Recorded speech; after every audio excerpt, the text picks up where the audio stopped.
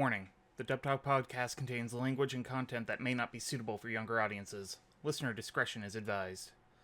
There will also be spoilers for various anime throughout the course of this episode. Please use caution in case we discuss a series that you haven't finished.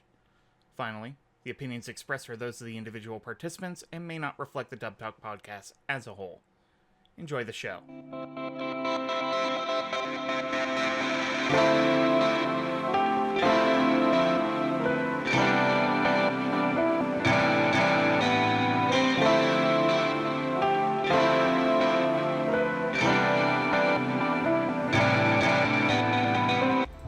Hello and welcome to a brand new anniversary episode of Dub Talk, a show where a bunch of nerds get together, talk about dubs and anime, and blah blah blah, because I can't really talk right now, because I just woke up.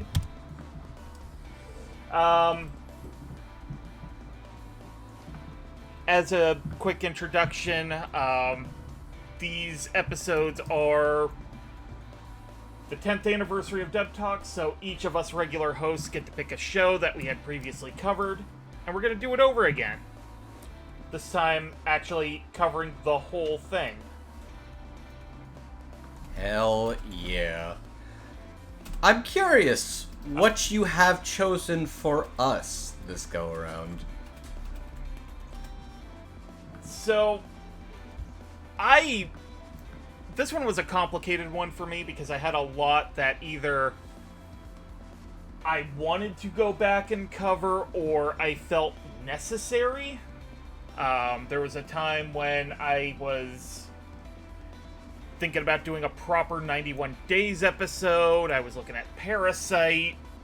Just a bunch of things that were either like one of the first appearances I had actually physically on the show or, you know, an episode I had previously screwed up. That being said, it felt right to finally come back around and exercise one of the original demons of this show for me. And that demon would be, and you thought there was never a girl online. Wow. And you thought there was never a girl online. Oh boy, that's a throwback. Hell of a throwback. So, a little bit of history on my involvement with this show on Dub Talk. Around the time that this was happening, there was an announcement that Mobile Suit Gundam Iron-Blooded Orphans was coming to Toonami. And I wanted to host that really, really bad. But there was a problem. I had not hosted a Dub Talk episode before, and it was gonna take a little convincing from the powers that be to let me do it. So, I came up with a plan. And that plan was, you know, if there was anything left over from the Double Talk block, because there was it wasn't a hard set rule, but at that point we had basically covered every show that was on Funimation's Double Talk block for broadcast dubs. So, Patrick, this is going to alarm you when I say this. You might have to explain to the listeners right now what Double Talk was. Oh my god, you're right. I literally went to go look up to see if you could even watch it anymore. The YouTube videos are gone, but guess what? The Funimation Twitch channel still exists, so there are archives of every single episode of Double Talk still there. Okay. So going back to the history of all this, back when they started dubbing things as they aired, they decided to take 3 of them. And one thing you need to note is, back in this day, they did not put the dubbed episodes on the same day where the subversion broadcasts. They would put them on a random day. Which is weird, but whatever. It was style at the time. So what they would do is they'd take like 3 of them, put them on Wednesday, and stagger them out a half an hour, and then they'd do a talk show about them. Usually bringing on a guest or doing something of the like. It was like God's Will, Chad James, and... It was Justin Rojas and Lauren Moore from Funimation, Chad James from Rooster Teeth, because I believe they were using the Rooster Teeth studio to record it. Oh, that's right. And God's Will... It was Justin Rojas, and then I think God's Will came on later. Okay. I forgot. This was back when Justin was still working for Funimation. Anyway. One thing we would do in the very early years of the show is just cover the 3 shows, and then later they upped that number to 5, and we just threw our hands up at that point because there was no way. At some point, you could only cover so much at any given time. Yep. And also at that point, they were also doing the first season they were doing 5 was like The Gray Man, and like nobody had time to catch up to that. They literally had Chad watch all of it for the sake of that, because it's like somebody had to be caught up, and he did it, so good on him. Yep. Anyway. Also,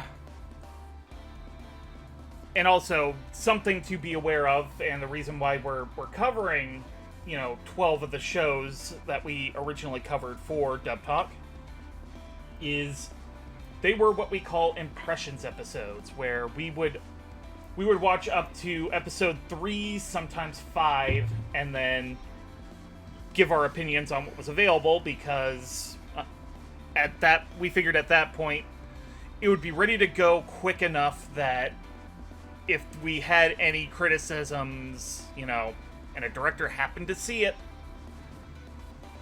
that it would be something to take notes on.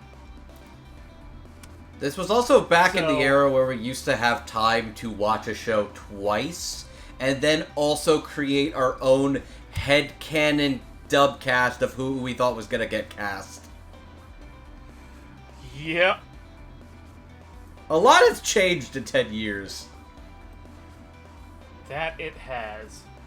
So, getting back to my story, I had pitched to the boss lady, you know what, since nobody wants to do, and you thought there's never a girl online, I'll go ahead and get a team together. I'll do it, but in return, I wanted to do Gundam. And I did. I did this, I got Gundam.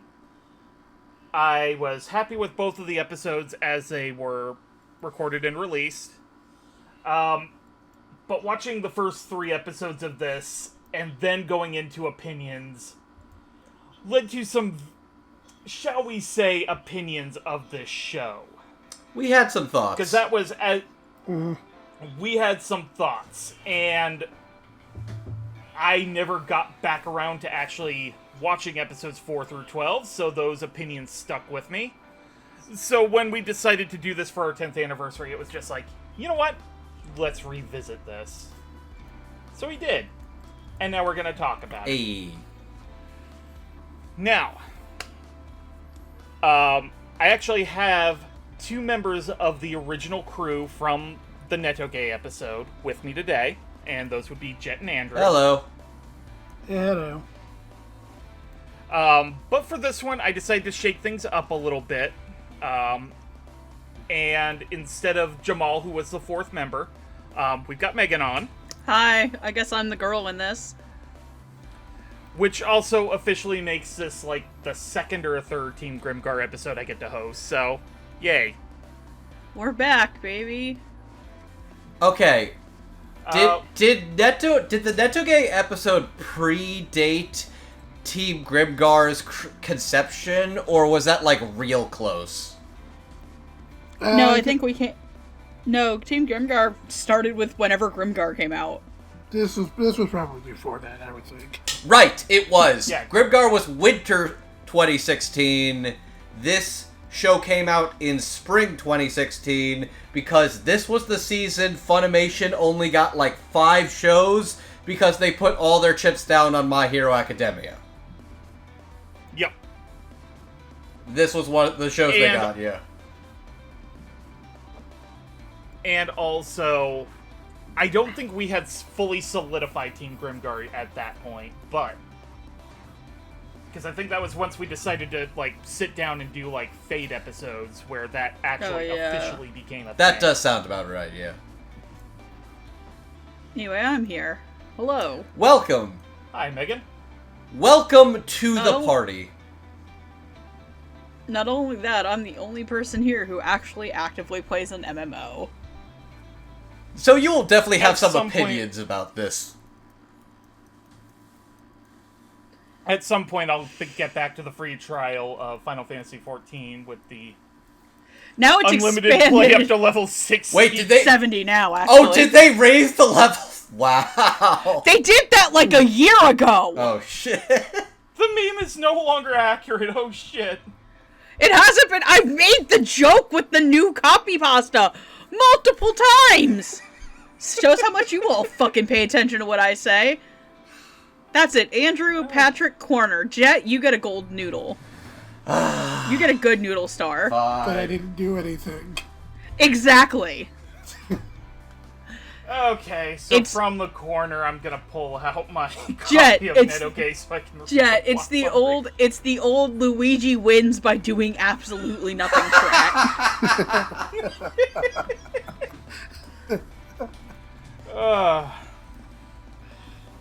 I love doing episodes with you guys. Right back at you. So, Patrick, what is this show about? Let me get the plot summary going. Hideki Nishimura confessed to a person he thought was a girl online, only for that person to turn out to be a boy. He keeps this black history secret and swears to never trust a girl online again. However, one day a girl online confesses to him, and it turns out she's actually a beautiful girl named Ako Tamaki. Ako cannot tell the difference between the online world and reality, and she is a loner who has trouble communicating. Hideki and his friends from his guild decide to work together to correct her. God! Man, this premise makes this... It's amazing how this premise makes this show sound both... No, Mike, I said... It's amazing how this show is actually worse. That's way better than that premise would suggest. It is both better and worse. That's the takeaway we all had rewatching this one, because let's just say the vibe of this show for almost a decade has been, it's kind of shitty.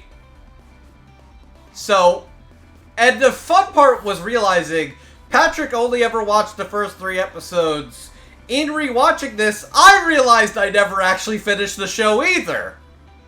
I think Jet and I were the only people to have ever actually finished the show. Yeah, I think I did finish the show, but I just didn't remember how I felt about the rest of it, so I just sort of... So I think my brain just sort of like, well, did it, whatever Patrick's assumptions of it were.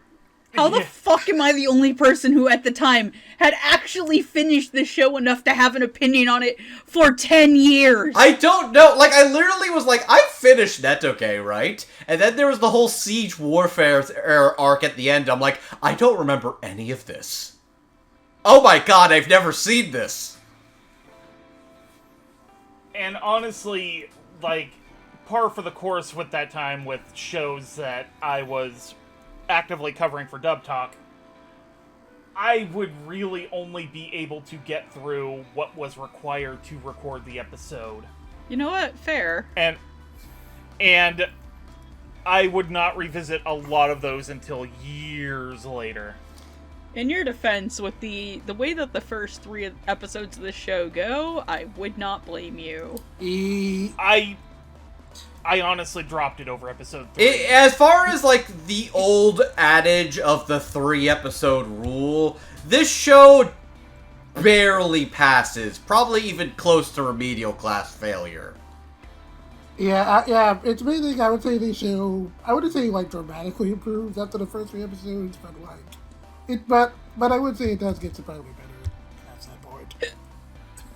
Yeah, after episode 3, it gets tolerable, and then I would say after, like, episode 8, it gets actually pretty okay to good.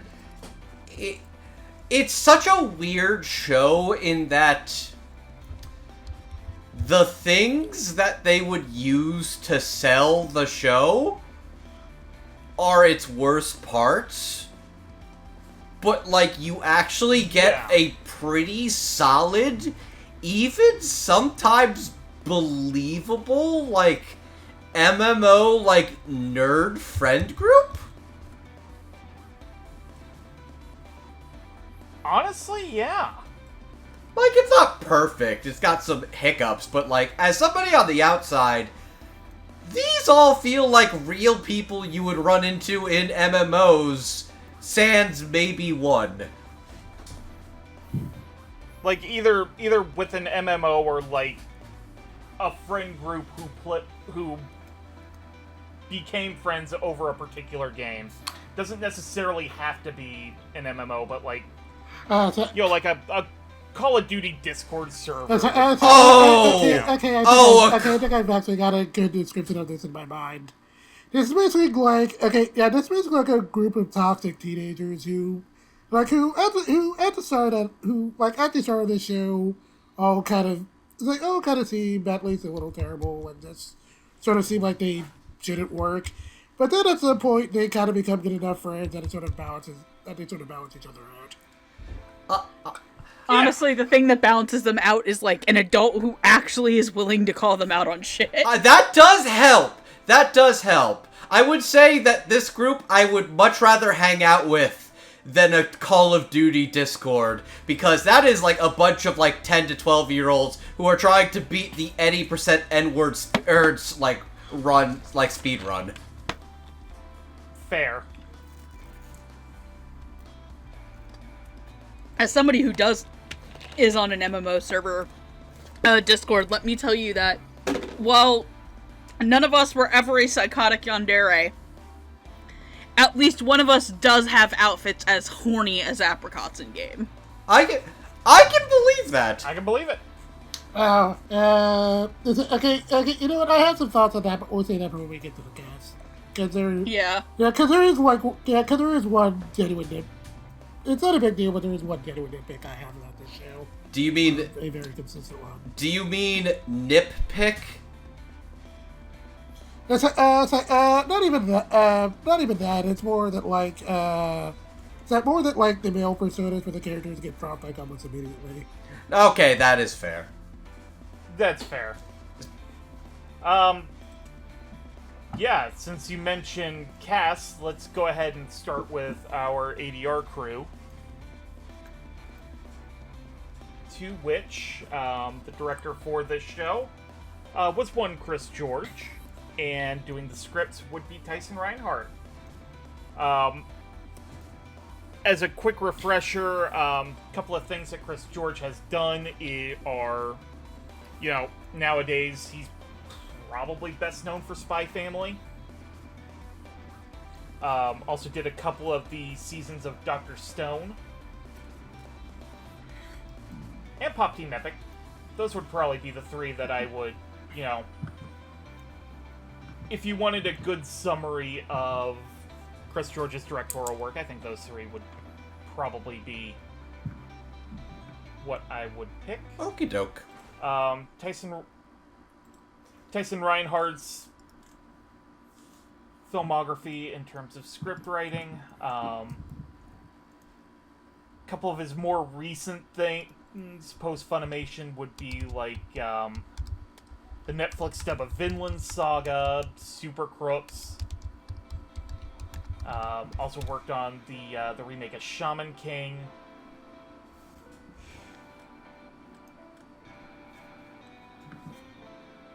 Yeah. Cool. Oh, and actually, most recently, he's working on the new dubbed episodes of Detective Conan. Okay, imagine telling us doing the Netoge episode almost 10 years ago, oh yeah, there's a new dub of Case Closed. Actually, there's multiple new dubs of Case Closed. New dubs of Case Closed. I think there's been like 3!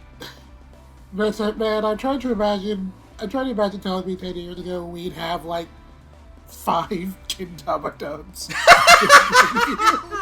God, that We might get another one by the time this episode comes out. the dub talk equivalent of feeding a Victorian child a Cooler Ranch Dorito.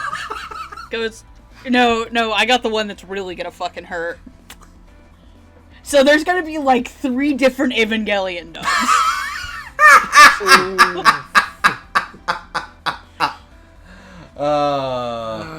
Fucking hell. God, if you really think about it, there's like 4. Do you know how much the anime industry as a whole has transmogrified from when we first did those 3 episodes of Netoge to Funimation today? is not going to exist. Funimation literally does not exist. I thought I couldn't watch Double Talk anymore, but no, the Funimation Twitch channel is still there, so is all the archives. I remember what the season was now. It was Assassination Classroom, My Hero Academia, and Netoge. That's what it was. Oh, yeah, because that's when Chad gets mailed the concrete brick. He literally gets mailed the concrete brick because he says she's just basically about as smart and dense as a brick. Bless. We outlasted Double Talk. We've also outlasted the Confederacy. Yes, we have. We didn't raise no fucking bitch-ass traitors in this pod house. Mama didn't raise a quitter. Damn right. But she did raise a follower. Okay. Ow! Ow! Ow! Ow! Once again, Jet's winning by doing absolutely nothing. Okay. Okay. Let's get to the dub crew. So the best line of dialogue in this show is, "Top 10 reasons you're glad that I'm here." What? Number 7 will shock you. It's like, what? That's so lame. But number 7 will shock you. I'm like, oh my god. Was that fucking BuzzFeed? Was that BuzzFeed quizzes? Excuse you, Yeah, the BuzzFeed. BuzzFeed. No, I'm trying to remember what that came from. the BuzzFeed stole that from Cosmo. You fucking nerds. Okay. Don't you fucking BuzzFeed gentrify Cosmo's 17 tricks to make your boyfriend's dick spin like a helicopter? How dare you? BuzzFeed gentrify. That's a new one. That's a new one. Yeah, I love the script writing of the show. Like, hands down. This is a dumb and fun show. I think this is a series that kind of recognizes it's a dumb and silly little show, but has, at the very least, has fun with the premise, the gamer lingo, and probably like the most unintentionally funny thing in the show and the script. So the game they play is called Legendary Age. So they call it LA for short. So it's like, it's just like LA. It's like, this isn't LA, this is real life. And I gotta say, from all the shit I hear about LA, that's really fucking funny. Ah, that's great. The unintentional deep cut. I think one of my other favorite lines in the whole show is, of all the randomly inappropriate things you said to me, this is the most inappropriate things you said to me. This is the most wife-like thing you've said to me. That was a pretty good bit. I have some mixed feelings on Dyson Reinhardt's comedy writing, but I think this is an example of a show it really works for. I think a lot of gamer lingo here is pretty on point. There's some good. And there's some good ongoing bits here, like Bad Mamma Jamma just sits in my head rent free. I don't even get why I was she about to says say. Bad Mamma Jamma, but it grew on me every time she said Bad Mamma Jamma, and I'm like, yeah, Bad Mamma Jamma, fuck yeah. Because it's like, it's such a straight-laced character using the words bad mamma jamma. I'm not sure she's even It's beautiful. straight-laced. It's, I guess, more, She, you know what I mean. how do I... More like she really wants to appear normal, but then She- keeps using that. Okay, because this actually is a series that would warrant this term. Akane, aka Schwein, is the character that is actually trying to hide her power level. Yes. Which, I'll say this, there's something fascinating about watching, like, a mid-2010s, like, gamer internet comedy MMO series in mid-2020s internet hellscape and thinking, God, what the fuck would this show look like if it came out today? You know, I hate it, but I can see it. Like, there's a lot you can make as jokes and comments, horrifying and cursed, but I'm just sitting here thinking, oh, somebody would talk about this being a Gooner game.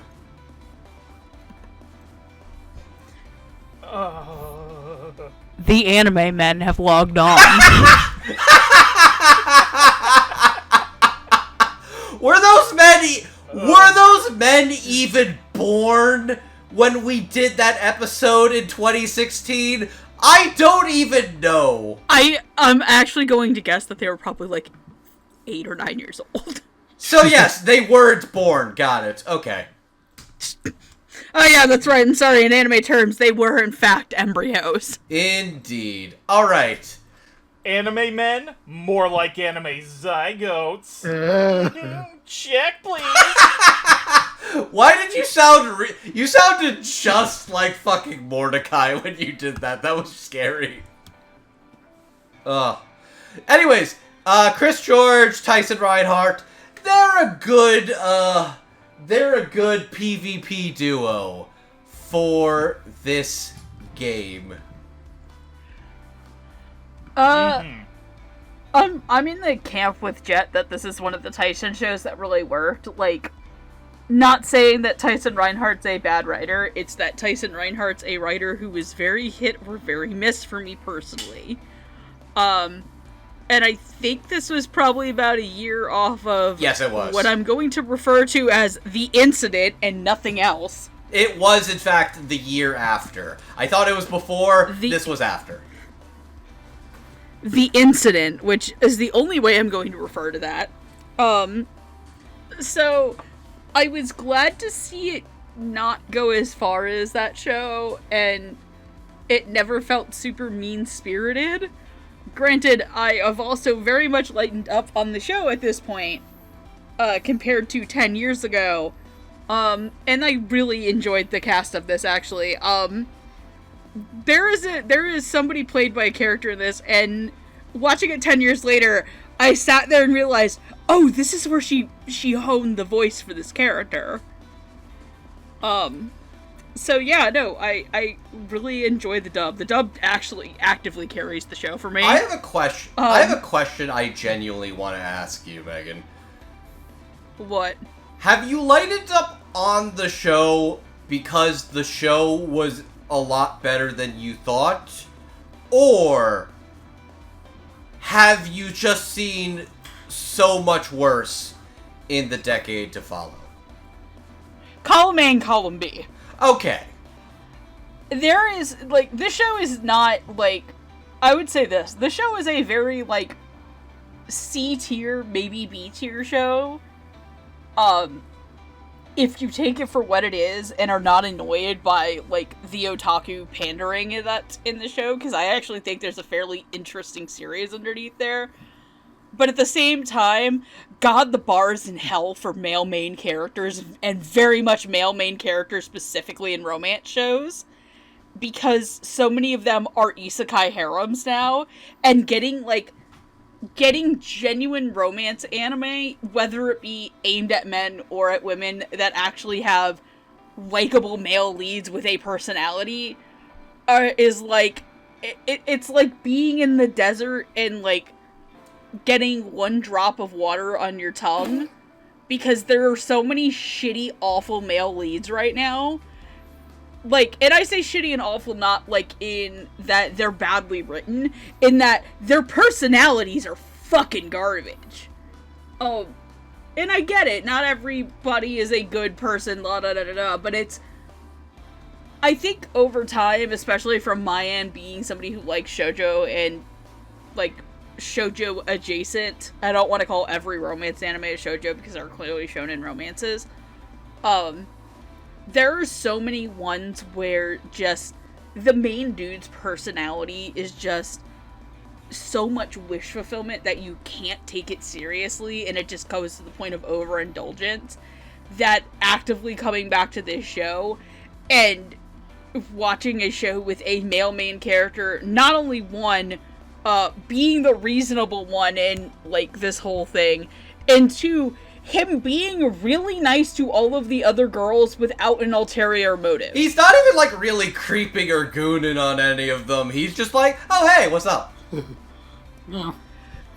I'll get more into it with, like, how much I like that character when we, like, actually talk about the performance, but, like, I think the other thing that I really softened up on was that a lot of the, and I should probably get this when we talk about the character, a lot of this show and my hate of it really hinged on how much I remembered Akko's character being actively awful. And I kind of realized as the show goes on more that it's so subtly done, that her development, but, like, there's genuinely stuff that this show does that is, like, beyond creepy, not in the terms of, like, the way that the camera panders, because, yeah, it does. But it's some verbal stuff that is just, like, a hard, like, nope that really sat with me for, like, 10 plus years. So, yeah, but, like, I think Tyson and Chris handled it really well, and I genuinely adored the cast of the show. Like, it's probably it was a cast, like, I was like, wow, I did not remember this, like, dub being that good, and I was actually like, wow, this is actually really funny and really fun. Yeah, God, I remember 10 years ago talking about this cast, and, like, a couple of the members were kind of relative newcomers, and just where everything is now, where the two I had never heard of are probably in some of the biggest things that the Dallas Sphere has dubbed in the last, like, 3 or 4 years. Yeah, this is now an all-star cast. Like, which is, like, I think genuinely every single member of the main, like, 4 characters have either led a major franchise or have been a part of a major franchise. I'd say so, yeah. Yeah, well, I mean, at this point, with One Piece going on as long as it has, it's not particularly difficult to be in a major franchise in Dallas. Okay, you know what she means. You know what she means. I think by this point, only of the main 4, only, like, Akko was, like, a really notable veteran by that point. That's fair. No, Yui and Akko would be the most veteran. Okay. But, yeah, no, I enjoyed this dub. This is definitely a fun... I think this has been a fascinating Bears experiment, where it's like, a lot of my impression of Netoge as a series was colored by my quote-unquote childhood memories of Netoge, and I realized some of those were actually either a lot less of a thing than I remembered, or the things that did grow on me were things that I appreciated when I was older. Like, I definitely do not think I would have appreciated the teacher character, like, when I was in college. But now that I am, like, almost 30 in a group of 30-somethings, oh yeah, that's a good teacher. Man, dude, this reminded me that, like, I would have been, like, maybe 1 or 2 years out of college when this show came out, and man, that's terrifying. I would have been like a year out of college. Fucking hell. Like, this definitely is the show that hits different when you're... This came out, what, 2015 or 2016? This one was spring 2016. Came out the same season as My Hero Academia. I literally would have been out of college for, like, maybe almost 2 years of that. Like, just hitting 2 years at that point. God, yeah. God, but for real. Season 1. We are recording this when the final season of My Hero Academia comes out in October. Literally next month. Like, 2-3 weeks from now. That is insane. This show and this episode leading up to it was the duration of the entire My Hero Academia dub. That's fucked up.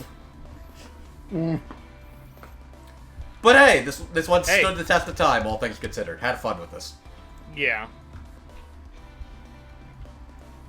So I think overall we can agree that, like, the direction in scriptwriting and casting was well ahead of its time. It's silly and goofy, and I had a good time with it. Excellent, excellent. So we're going to move on to our first little batch of characters. First off, we have Yui Saito, who is Nishimura's homeroom teacher and the advisor of the NetGame Club that is established to help Akko kind of differentiate between the game world and the world of reality. She is also a very famous character within the world of Legendary Age, with her own fan club. Neko Hime. The infamous Neko Hime, who is the character Nishimura confessed to and basically told him that she was a dude in order to get him to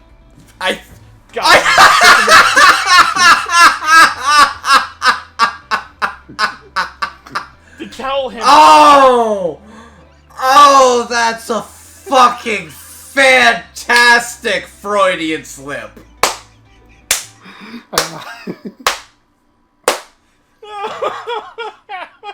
Look, Rusian might be about that. He seems to have a fairly open mind for 2010s anime comedies. Yeah, you know what? Yeah, you know what? Honestly, that is probably one of the biggest positives I will give this show. Like the joke about that literally doesn't last like more than an episode. Yeah. It could have kept it going, but it did know when to drop it, which I'll give it that. And then we also have Nanako Akiyama. She is the friend of another character we'll be talking about here in a little bit, Akane Segawa. Where Akane is sort of the tsundere of the NetGame Club group. Nanako is she's a little more reserved. She apologizes on Akane's behalf. And she later joins the game of Legendary Age as Sete. Sete. I can't remember. Sete. Okay. Yeah, I think in essence, and boy, it feels kind of weird to just say this unironically. She's basically the designated normie of this group. She is quite literally just the normie, and despite how the show starts, they're actually just pretty fucking chill with her, save mostly. And to a degree, it mellows out within a couple episodes, but for a little while she is also the romantic foil to Akko in terms of Nishimura's affections. Or I shouldn't say Nishimura's, more Rusian. Was she? Akko fucking thought she was. Yeah. It felt more like she was just sort of doing a bit on purpose, and then like dropped it the moment it seemed like Akko was taking it seriously. It basically just seemed like she was like, oh hey, he's cool, he's teaching me how to play the game. And not even like trying to come on to him, it's like, wow, you know how to do those hotkeys real good. Maybe you'll press my hotkeys? And she's just like, hey, thanks. You're cool. Like fucking normal people. Like, there are moments in game where she's, like, clinging to him, and Akko's, like, really not having it, but... So I, like, to a slight degree, slight romantic antagonistic foil, but maybe not intentionally. Yeah, I think it was, like, again, just, like, she was kind of doing a bit. And then, like, it was like, oh, okay, Bako's taking it seriously, maybe I should back off a bit. Yeah. But yeah. So playing these characters, Yui Saito is played by Monica Rial, and Nanako Akiyama by Tia Ballard. I really don't have anything, like, listed down for major credits for either of them. I mean... For the most part, if you listen to the show, you'll get a general sense of other things. I mean, Bulma... Yeah. Yeah. Like, Monica Rial was Bulma, Tia Ballard was Happy and Fairy Tail. Like, I think... Generally, you've heard them somewhere. I mean, if you throw a dartboard into where odds are you'll hit them. Yeah. And I love how Monica Rial plays both Saito and Nekohime, because she does something different for the both of them. Saito is more down to business, like, it's not her, like, deeper register, but it's, like, more of an adult voice, and Nekohime just takes, like, bubbly energy to 11. Simply put, Nekohime is Monica Rial in the anime booth. Saito, the teacher, is Monica Rial outside of the anime booth. Yeah, that seemed That seems apt. at least somewhat reasonable, yeah. I was like, oh, she just sounds like a normal woman that's just doing her thing. And it's like, you know what? Good for her. I will also say, as somebody who is almost 30, like, the show spends a lot of time showing, like, the teenage Akko, like, butt-ass naked, and I'm like, oh, please, I don't need that. But then there's, like, a single shot of, like, Saito Sensei's, like, panties, like, through the outline of, like, her suit jacket pants, and I'm like, yeah, that's the good shit. God, why couldn't they have not put the president's in-game outfit onto the fucking teacher? Unfortunately, we weren't blessed with that kind of show. This was a decade ago. The age of 30 was not yet in demand. God, I want to see The people Neko... would soon learn. So Nekohime is, like, my favorite character in the show. I love the teacher. I think Nekohime is, like, probably I would agree with you that Nekohime is probably the best character of the show. Just, like, maybe ahead. the president. They're, like, tied for me, but Nekohime is a little bit higher. But just, one of my favorite moments in this entire show is when they have the quote-unquote, no-net normie summer. And they go to the private beach, and, Saito Sensei goes in the house and goes, "Get the fuck out!" Like, she just goes, "GTFO with this shit!" How the fuck do you what the hell is, like, she just crashes out about this. She literally just goes into, like, go enjoy your fucking exercise, you... No, it's before even that. It is her, like, what is this shit? Where are the futons? Where's the stuff to clean? What the fuck, Go Schween? And she's just, like, losing her shit and crashing out about this. And that, to me, is, like, one of the peak moments of the entire show. Is just her, like, losing her shit about this. And then later in the episode, you find out in this episode she's used to getting up early because she used to be on the wrestling team in college. And Akane is, like, fake using, like, a sword, a sparkler as a sword. She's being her closet chuny self. Yeah, and, it's the moment they're trying to set up for, like, Akko and Nishimura, and Saito just grabs her and gives her the darkest lariat and throws her off screen. It's a very and it's never brought up again. I love the fact that they never even bring it up. It's just like, oh, that's just a thing that happens. Thing that happened. But the thing I like most about, like, you guys have mentioned it, like, even when she's Neko Hime, you can hear that, like, I am too old for this bullshit level in her tone. And it's especially with her fan club. I think my favorite thing was, Nishimura going, Neko Hime and her army of white knights.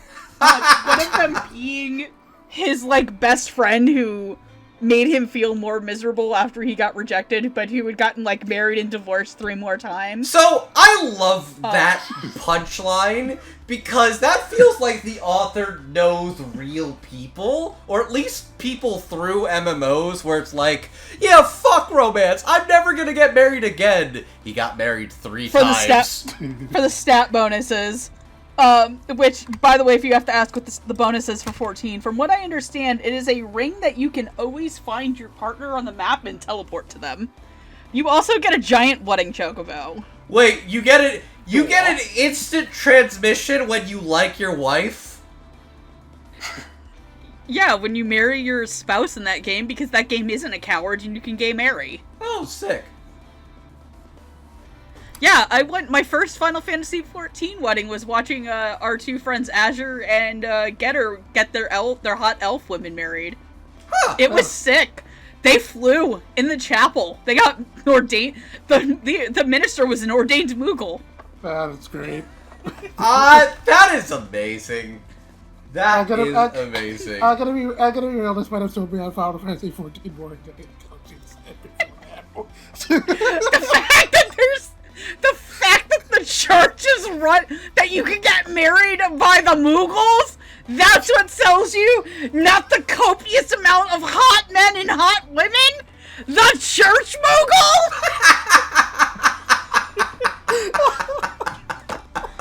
I have tried for the 3 years that I've played to get other people to play. The only person I have successfully given my hyperfixation disease onto was Beth, and all I had to drop was Christianity Moogles. The body and blood of Christ, Kupo. I think we gotta do a My Love Story with Yamada-kun episode now. To be fair, technically he is ordained under the Church of Moon Hatsune Miku, who has a giant dog.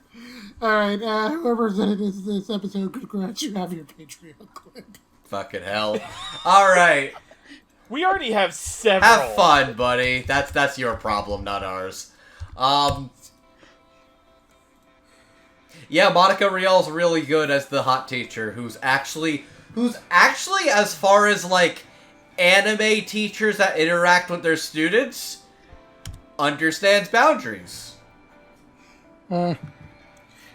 It's like, I especially appreciate the bit that she just straight to admit, oh yeah, I lied about that, because, you know, that would have been really weird. That would have been really weird, teacher, like, having a online interaction with her students, so just, yeah, good call there. Also, she handles nearly getting assaulted quite well, because she does a clothesline on Akko and then just knocks her out. Wrestlers, baby! That is the one thing I genuinely actually appreciate her about this series. Is the fact that she would lie about being a dude. And a lot of people are like, that's stupid. People are progressive. No, they're not. Have you seen Gamers? This was 2016 era Gamers, too. Technically, this was earlier because I think the novel started in like 2013 or 2014. God. Yeah, the way you know Rusian is a good dude is the fact that, like, he doesn't really harp on that whole... The fact that he doesn't harp on that whole thing for more than 10 minutes. Yeah, and, like, he actively talks about how, like, in, like, the first episode when they meet... by the way, the original... This series actually ran for, like, 10 years as a light novel. It ended in 2023, and it has actually never been licensed as a manga or a light novel, which I find fucking insane. Wait, actually nobody's licensed it? That's what? Actually, nobody has ever licensed it in the US. That's crazy, considering how many of those we got in the year since. That's crazy, actually. I honestly might just start putting it on 7 Seas just to see if it comes over. That would be interesting to see how that goes. Just because I want to know how this fucking show ends. Like, I need to know what the ending is. But the thing I appreciate about it is that I'm gonna be real. There's a lot of anime with irresponsible teacher characters in regards to romancing their students. I don't care. I don't care how hot the teacher is. It's fucking weird. Looking at you, Persona 5. Actually, I was thinking more Persona 3, because there's a whole subplot where you play online MMOs with a depressed woman, and that woman is your teacher. Andrew, you haven't even got to the worst part of that. You get to the end of that route, and you find out that the depressed teacher was into your character the entire time.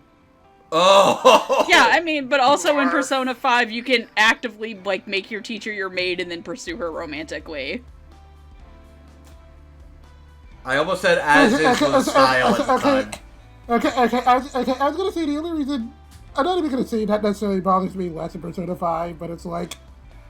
There are so many inappropriate adult romances in that game, it's hard to complain about. Yeah, it's hard to complain about just one, but, like...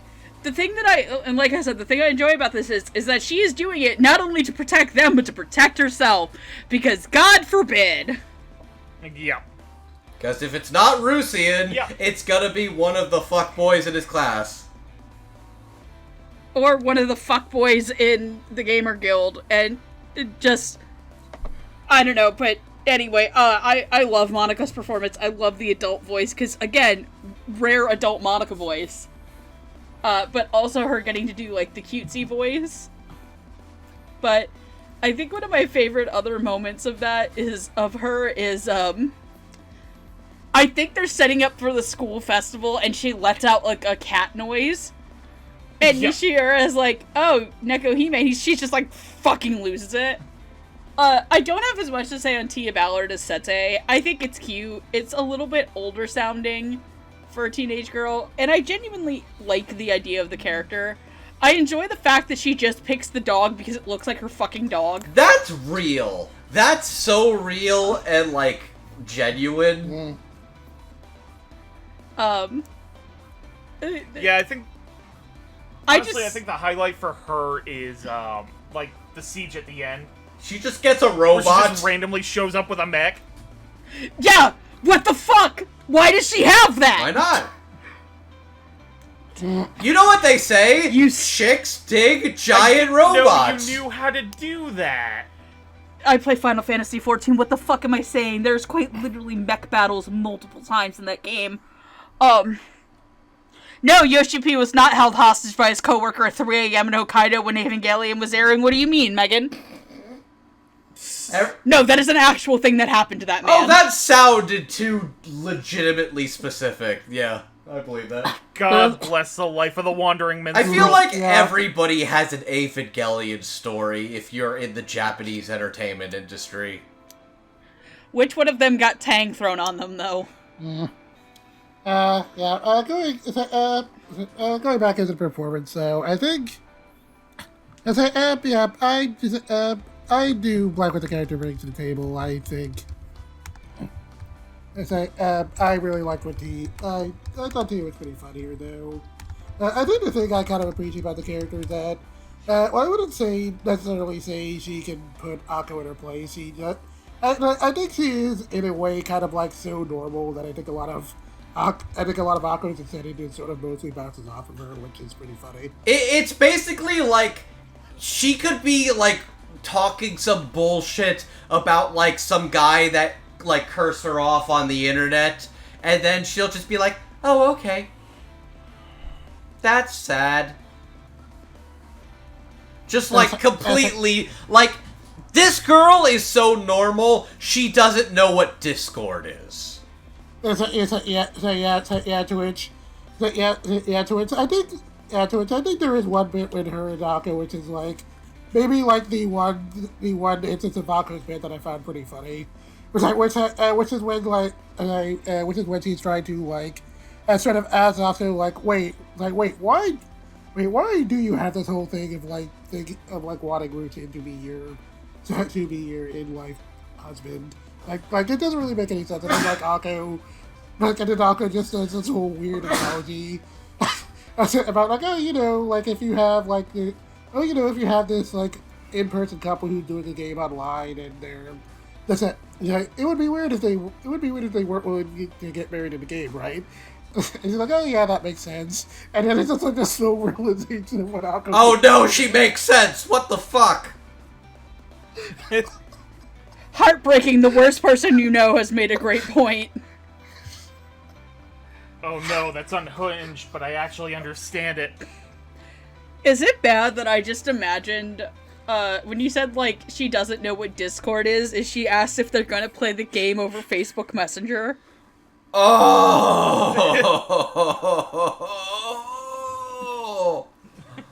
Oh. I can't even make a joke about Skype because I'm pretty sure we recorded the original Netoge episode over fucking Skype. Oh, that was the style at the time. Yeah, it would have been Skype. Oh yeah, in the years since, Skype fucking died. It will not be missed. It will not be missed, but I still miss it more than Teams. Teams isn't dead, I just wish it would go away. I wish Fun Teams was fact, dead. we only moved to Discord like 5 years ago. Anyways, but yeah, no, Tia is nice, she's very sweet, cutesy, and she is, like, legitimately the normal girl. Like, despite how the show opens, most everybody else is kinda chill with the normie girl. Except for Akko, which that's a whole other can of worms we'll get to when we talk about Akko. But I like her. She is sweet. She is fine. She is an alright lady. She is fun. She is pleasant. She is cotton candy girly pop core normie. She's Akiyama. Oh, but for real, like, just making her summon just look like her dog, that's real. I just wish we saw her real dog. Because I don't think we're ever gonna see any more of this. Probably not. Especially with the light novels over. I legitimately cannot believe those were never licensed. Like, that's crazy to me. Yeah, they were apparently just never were, and I just found that. I was like, oh, that's really fucking weird. Because you would have thought that they would have been by now, given, like, what else has been, like, brought over. Like, occasionally there will be a show you liked where you're like, they never licensed the Gamers light novels, and I liked Gamers. That was a silly, strange show. I'm good. We ready to move on? Yep. Okay. So next up, we have two of the main members of. I don't know if this guild was ever actually formed. Alley. I think we're Alley Yeah, Cats. Alley Cats. Oh, Alley Cats. That's right. That's right. Two of the members of Alley Cats and the Net Game Club. We have Kyo Goshuin. She is the student council president of the high school. She's fucking loaded. She's fucking loaded, and she's got fat stacks Also, she's got a lot of money. And she's also an absolute whale in the game. To the point where everybody just basically makes fun of her for, like, buying all the best equipment. Oh, she is, like, the best, worst type of person. Don't call her Ishmael, because she's... Shut the fuck up, Megan. That's right, man. Because she be hunting the whale. No, she is the whale. It's like, yeah, that is probably one. Yeah, that's definitely one of the aspects of that too. That is aged like depressingly well. It's given how prevalent gacha games are now. It has aged so well. It's kind of sad because like there are very rich people out there where it's like, yeah, I will just pull for this character until I get them, and then just a couple thousand are gone. Yep. $50 later, you know what? I'll put another 50 in. $50 later. Hey, where'd all my money go? Let's go gambling. God. Aw, dang it. Aw, dang it. Odd. You know what that means. Fish. Larry. God damn it. But no, yeah, she is the filthy whale, but the leader of the guild. Yeah. And then we have, her, before I go into Akane, Kyo's avatar name is Apricot. And we have Akane Sagawa. She is I believe she's the DPS of the... yes, she's the fighter DPS. Under the name Schwein, which she had you know what, I'll get to that when we get to the actual performance, because, like, there's a good scene involving that name Schwein. She's a bit of a tsundere. And she also absolutely does not want the fact that she plays Legendary Age known to the rest of the high school. Because I think she's relatively popular in her class, and she's worried that that's gonna, like, do something to that. Like, yeah, she's the hot girl. If she's not seen as, like, the normie. To which I very much appreciate that she goes through all that effort. And then when she's asked, like, wait, why'd you have a boyfriend? She's like, wait, why would I want that? It would come to my gaming time. which, like, real, but also, sweetheart. Oh, sweetheart. It's the vibe I get from Akane is that she was a middle school chuny that worked really hard to clean up her act for her high school debut, but still really likes anime and gaming. That's why she picked, like, the cool guy German name. She's like, oh, Schwein sounds really cool. Fantasy. Dignified. It means pig. What? Yeah, you called yourself pig. What? And, like, she's so upset about it. Where it's like, I just thought it sounded cool. I'm like, oh. Oh, that's a fucking, like, chuny graduate if I've ever seen one. Bless your heart. Oh, honey. Okay. So, playing Kyoko Schwein is Mallory Rodak, and playing Akane Sagawa is Jade Saxon, with special mention that the male avatar side of Apricot is played by J. Michael Tatum, and the male avatar side of Schwein is played by just James Greeley. Yeah, they're fun for like an episode or two, yeah. Yeah, like a couple lines for a gag, but I wanted to mention it and shout it out. Jade Saxon has been in quite a few things since. Arguably one of the not great parts of Fire Force, although that's not her performance doing that. That's the writers of the show and the mangaka. Tamaki, for everybody asking. But you know, also got Hachin and Michiru and Hachin. That's a really good one. Yeah. Yeah, the lead of Dimension W, Carla and Fairy Tail. Oh, that's right. She was also Megumi Tadakoro in Food Wars. Megumi got jobbed. So many characters in that last arc got jobbed. Her the most. She should have gotten with fucking Soma. In this essay, I will. Oh yeah, and the Chunin Ninja Girl in Log Horizon. Akatsuki. Yeah, I liked Akatsuki. Yeah.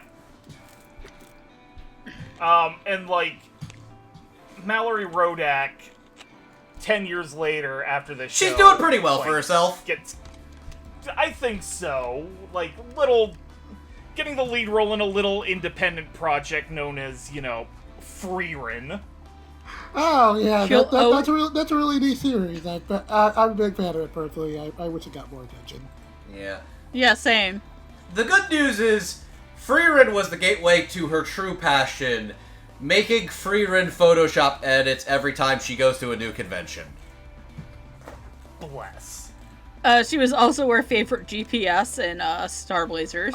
She was Yuki Mori. Oh yeah, she was Yuki Mori. I like Mori. Yeah. Yeah, I gotta say, real interesting coming back to this and hearing Mallory Rodak 10 years ago. Okay, so I'm not the only person who was like, this is the base of her free-written voice. This is the base of the free-written voice. It's something very interesting because it's not gonna go by my opinion of her performances weren't anywhere near as high as they are now.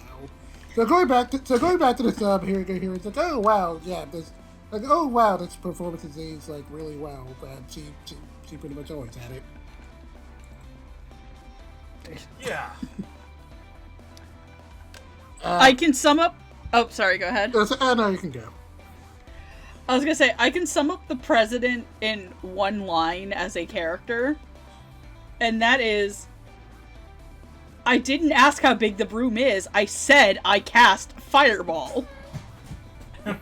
And I love Mallory's performance as her because she always plays Goshwin as, like, the most straightest ass way that she fucking can. Like, the most straight. There is no, like, comical subversion to the way that she plays Goshwin.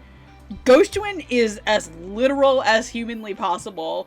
And I will say that she is also, a little bit problematic, because she actually does cause the incident that I remember really did, like, hating this show.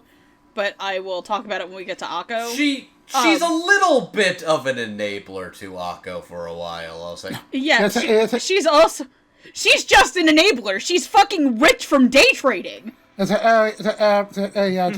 sorry, when the class warfare comes, I'm gonna have to hesitate, but I have to take out the prez. It has to be done.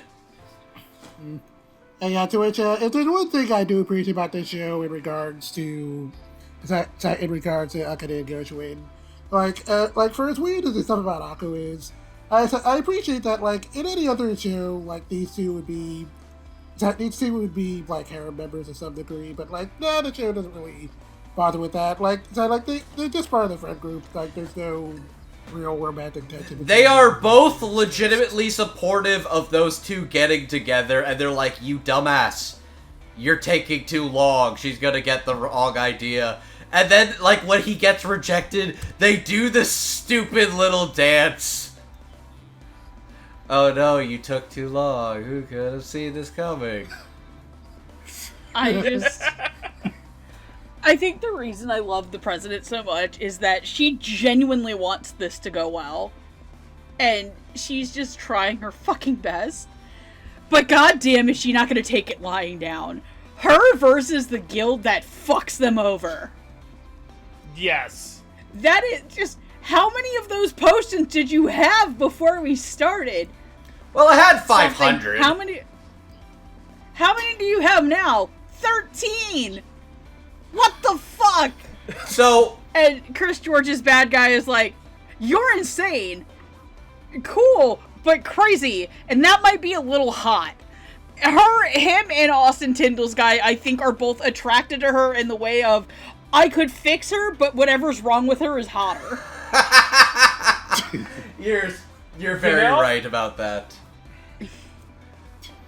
You know? Like, she's a very sanitized take of a rich girl gotcha whale, but fuck, she is funny, and like, Mallory Rodek, like, even back then, still really good, still really funny.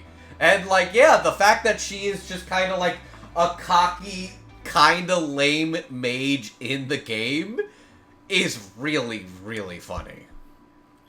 I'm going to agree with Jet that they did drop the avatars too early because that outfit was so slutty on a man. Yeah, I was about to say. And it was like, that wasn't covering anything. That wasn't covering anything on the woman. Just. That probably meant that was really strong armor too, going by that logic. But no, probably my favorite character in this show is genuinely Akane. There's just something about, like, the tsundere girl that actually is just kind of a bit of a cringe dork loser. And, like, she's trying not to let the facade show, but, like, the people around her keep fucking it up, and she's like, it's over, my life is over.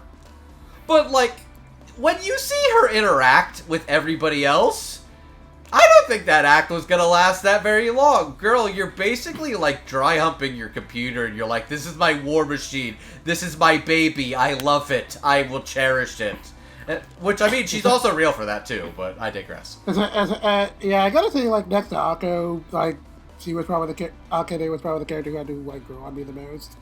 Yeah, because I think she was probably, like, the one who was the most, like, again, next to Akko was probably the most, like, all no reason to die stuff, and I kind of thought that whole thing was a little off-putting, but the more you see Akane, the more it's kind of clear, and the more it's kind of clear she's just putting up a front, and what you kind of see what's beneath the front, she's mostly pretty funny. It would not surprise me if the characters from Volume 1 to Volume 2 went through some discernible changes.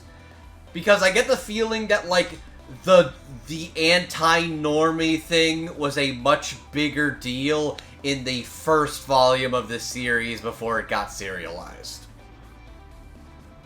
Which that was a decent thing to drop, because that is the uncomfortable... It is both the most uncomfortable part about the show, and the show is too normie-coded to get away with the normies suck and all need to die, which is going to make the whole Akko thing an interesting discussion.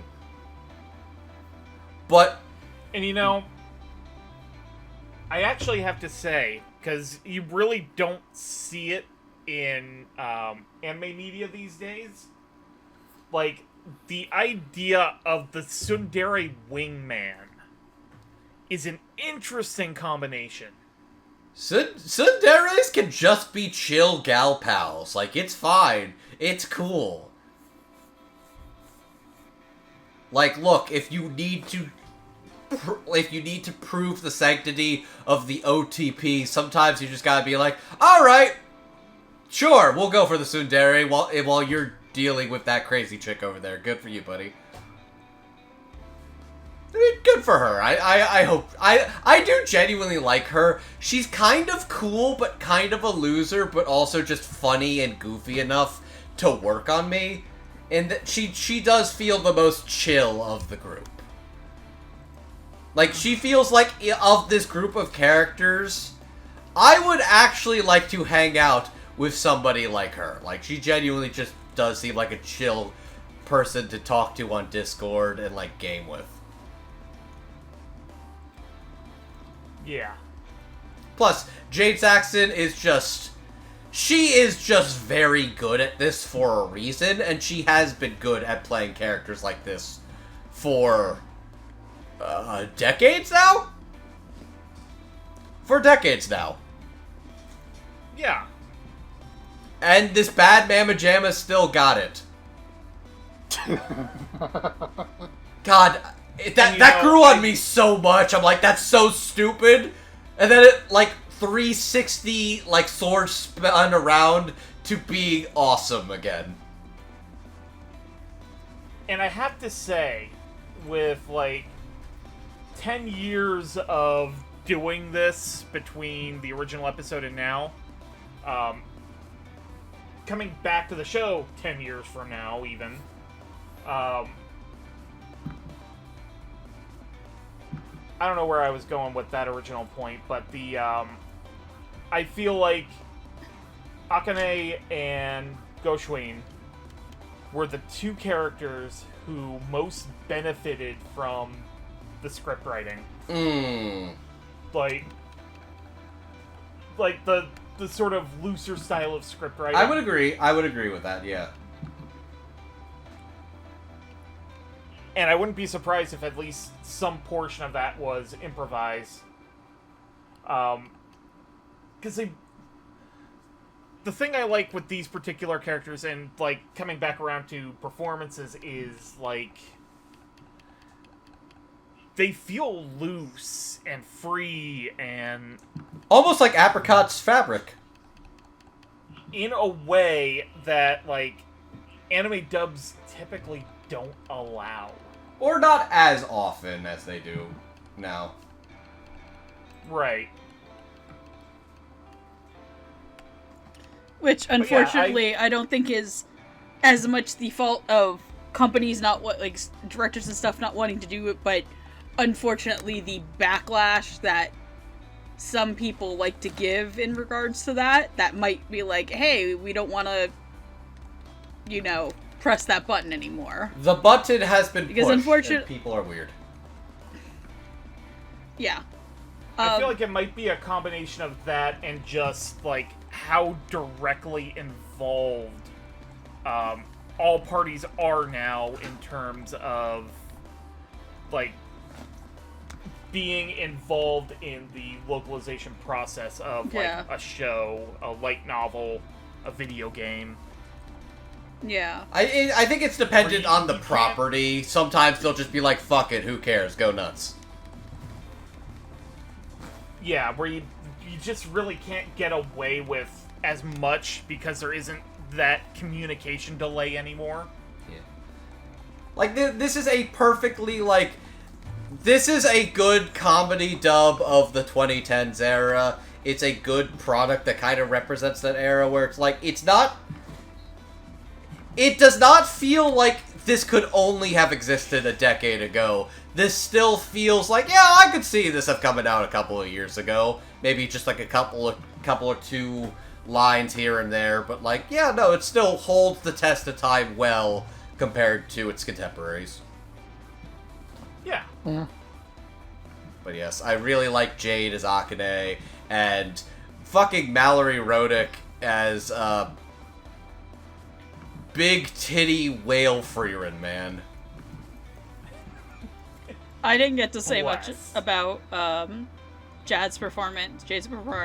I really liked it. I like the amount of cockiness and like over the topness she gives Akane, especially when Akane gets caught going into the room, and that's how Sete ends up joining, kind of, because she finds out the secret, and then she's like, "Don't worry, I checked 3 times." She has this level of energy and, like, all over the placeness, but it never feels like it gets too much for what the show is, if you get what I mean. I do. Yeah. And then I will say one of my other favorite lines that really comes out of her mouth is, it is when, it's at the very end of the series, and Akko and Nishimura are about to kiss, and they walk in, and she goes, "Whatever you were doing, War Machine didn't need to see that." Bless. Like, right in front of my salad, guys. Also, God, fucking coward-ass show. Why wasn't the teacher in Apricot's outfit? Real. Why couldn't this show take place in college? Why? Yeah. Why? genuinely.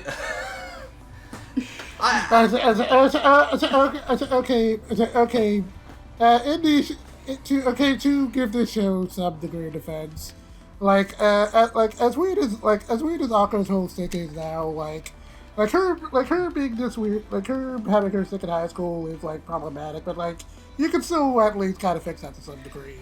If she was a college student, that would be extremely concerning. Yeah, well, the thing I mean about that is not for her personality, it's because of the fan service. There are a lot of close-up shots of the president, vice president, and secretary general, if you know what I mean. You're not wrong there. Her cabinet is real close to her chest.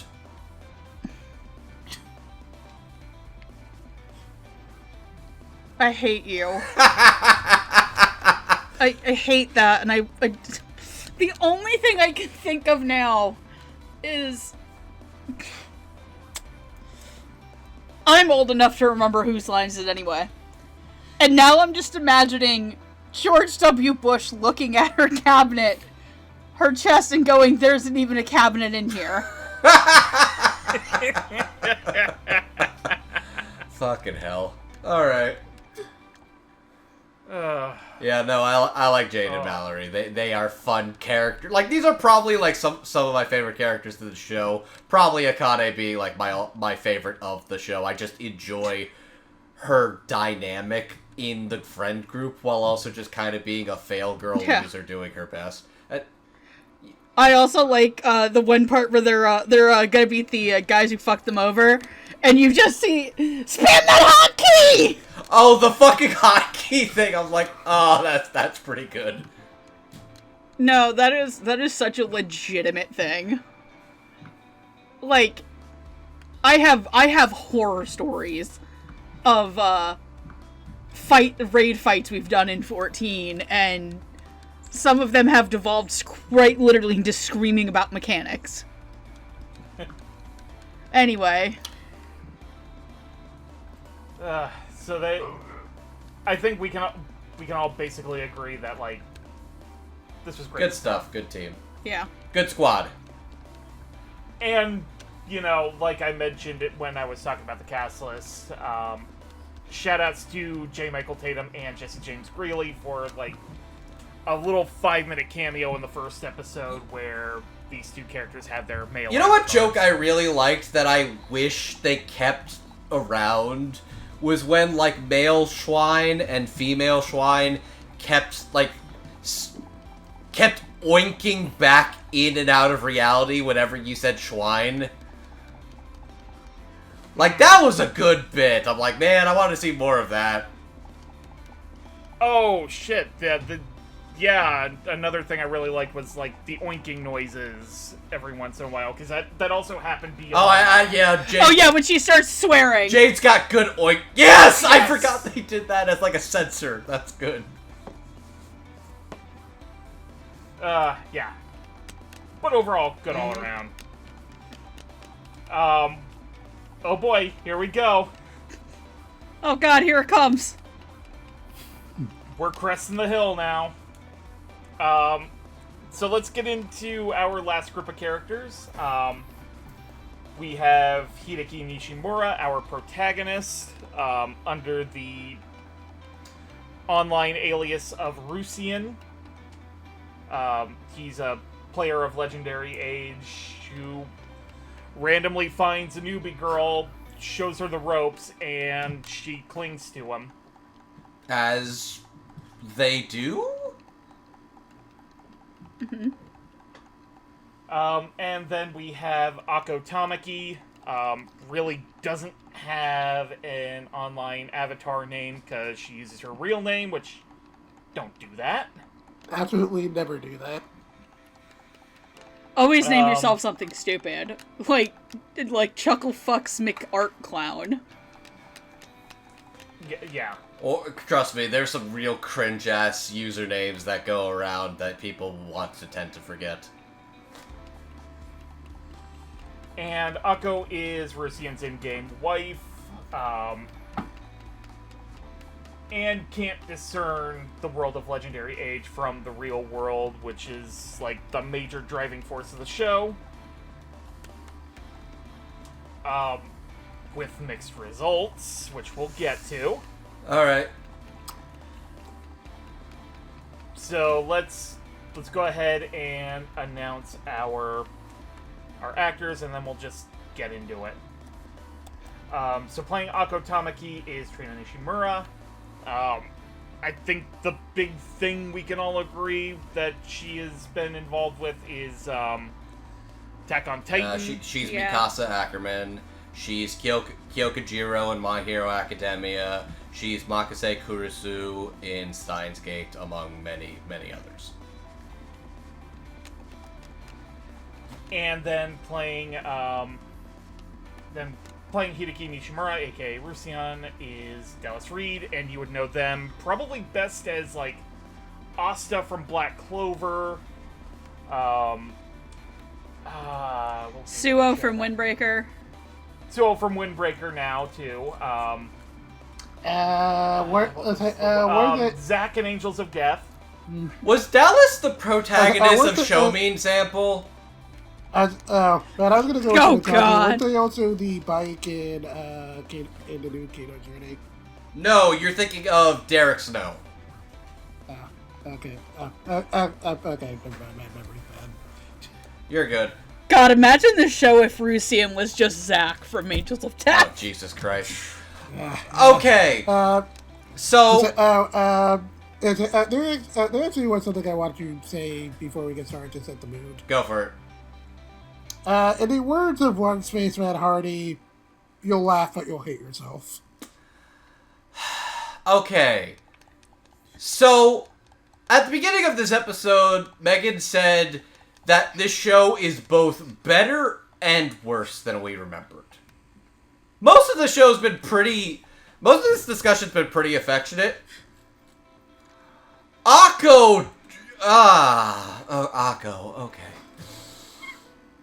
So, Yeah. not only is Ako's whole deal genuinely kind of a little uncomfortable in what's a relatively low-key, low-stakes, slice-of-life rom-com series, her character doesn't make sense.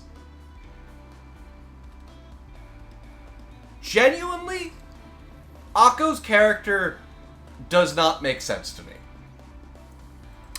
She's... Okay, I think I can explain this, but you go into it first. Ako is too casual and too normie of a player to be the hardcore hikikomori femcel that she claims to be. Yep, and I think I can explain this. Like we were talking about this a little bit on Discord the other day. But to me, I feel like Ako, and man, it feels kind of weird to say it this way, is that a lot of Ako's character really just kind of reads me as, like, someone's fetish, and that it's really cool, and that I feel like Ako's character was just kind of conceived when, like, wouldn't it be great to just have, like, this, wouldn't it be great to have a gamer girlfriend who was, like, really obsessed with you, but also wasn't really that great at video games, so you could, like, you know, show them the ropes and they can see how cool you are. I feel like that was the initial conceit with Ako's character. And then I think, like, as Andrew was saying, where there's this feeling like the character, like, maybe got fleshed out a little bit more from the second novel on. I feel like that was the whole, like, initial deal with Ako, and then at some point the author made me realize, okay, maybe I need to, like, make this an actual character. And then Ako's actual flaws got tacked on. Ako could have actually stabbed and assaulted their teacher. Yeah. Like, She didn't stab her. She was gonna try to beat her to death. But, like, the way they framed it, it's like she was pulling out a knife. Which was a unrealistic expectation. Yeah. Alright. Let's rip this band-aid off. Ako is both better and worse than I remembered her being. Okay. In that, Jet's 100% right, and I agree with him, is that she is very much the author's barely disguised fetish. It's a fetish, but it's also a boring one, too, kind of. I mean, yeah, kind of. I'm not a yandere person. Like, I'm just not... Yandere's not for me. I say playing an MMO game where one of the largest villains is a giant male yandere for you. No, I will not elaborate. But the thing that pisses me off about Akko is less that... is less the femcel shit, and I'm gonna bring this up. It is that she is so mean to other girls for no reason. And one of the things that absolutely pissed me off the first time watching this show is in episode, 3 or 4, they decide to play an FPS game. And this is partially the Prez's fault. Is Akko says she doesn't know if she's going to be good because she's never done this before. And the Prez tells her to imagine the other player as normies and shoot them all down. To which the next morning, Akko is talking to Rusian, and she makes a joke and makes a little sniper thing at a couple walking into school. And makes a very uncomfortable comment, which, thank God, Rusian, who I will get into my praises of him as a character when I talk about Dallas's performance, quickly shuts down. And as you see throughout the rest of the show, is that everybody in Akko's life has, fucking enabled her, including her mother. When she gets upset about, Sete having clung on, and they're like, well, she's developed and she didn't try to, fucking maim this girl. Like, she tried to, maim her own teacher. Maim a teacher because she thought that she deserved to die for, hurting Rusian's heart and stuff. And, I will say this, Trina Nishimura absolutely carries Akko's performance on her back. A lesser actress would have made this character even more insufferable than the show already kind of makes them to be. But at the same time, I think the show started toning things down when fixing her problems wasn't the focus of the show. When other things came up, whether it be, Rusian getting his cat hacked, or the siege battle, whenever she wasn't the main focus of the problems, she's a perfectly fine character. It's when they decide to, make that the focus, and she's doing all those creepy things, and you're supposed to be like, haha, isn't she so quirky and stuff, and it's genuinely uncomfortable. It's not funny humor. She is literally a bad poster girl because the show is better when she is out of focus. And, I'm not saying that there isn't any potential there, because there is a genuine potential there, because she talks about how she doesn't have really any friends outside of this. She's never really been the person to step up and stuff. And over the course of the series, she starts to have to, step up and accept things and learn to ask for help and, socialize with people. But she is also, heavily indulged, and they play on the weird otaku fantasy shit. And I'll be real, her greatest sin in the entire show is apparently MMOing naked. Girl, games are sweaty, what the fuck? Also, that one scene that they genuinely joked that he might have been drinking her piss. What the fuck was that about? Yeah. At this point, I've watched enough shows with piss drinking for that not to faze me. That's right. We live in a post-Shibanetta world. That is probably the least weird Akko joke they've made.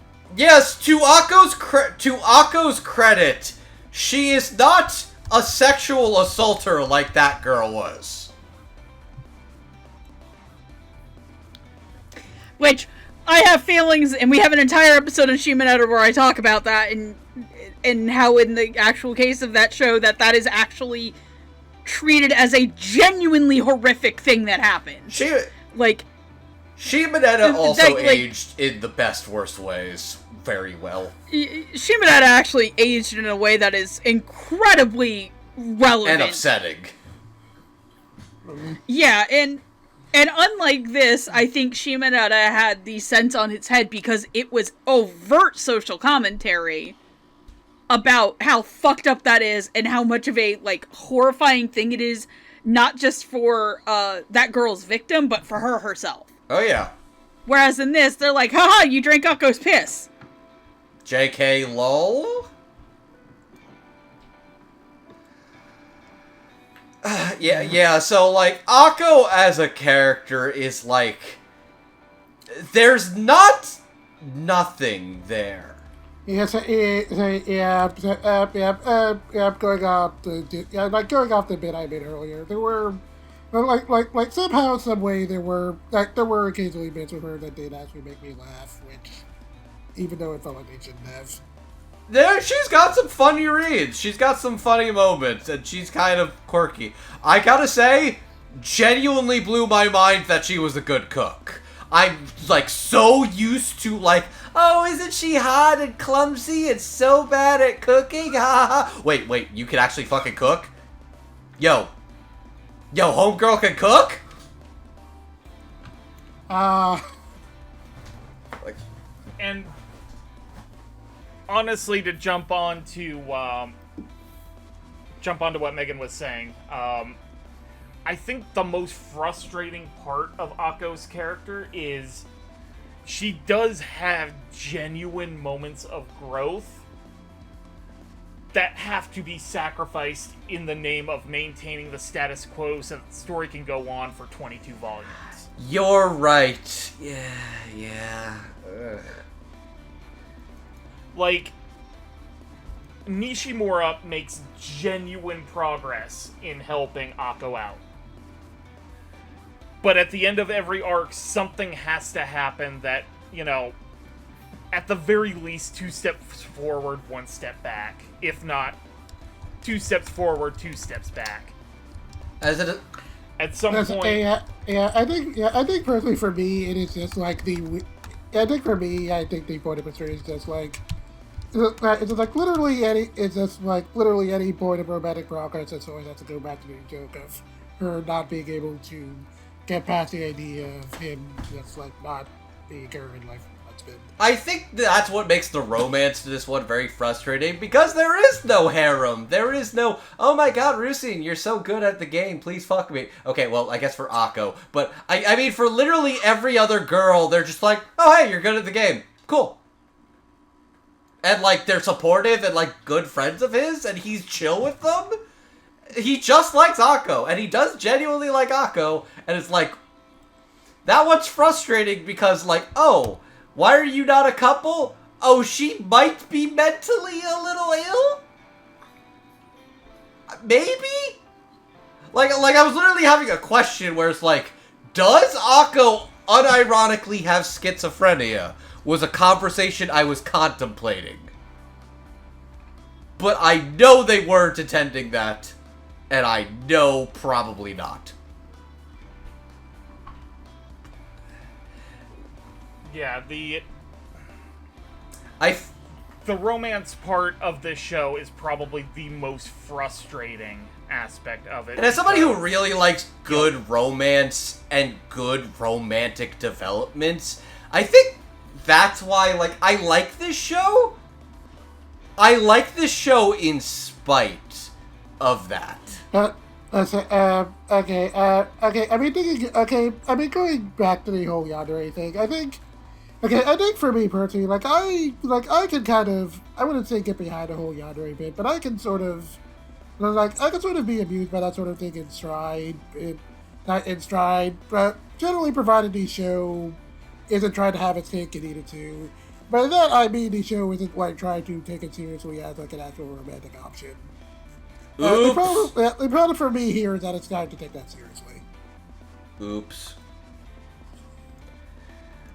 Anyways, all this bitching aside, Trina Nishimura is just a very underrated comic voice actor. And, like, her deliveries, like, absolutely sell, even when everything about Akko is, like, ugh.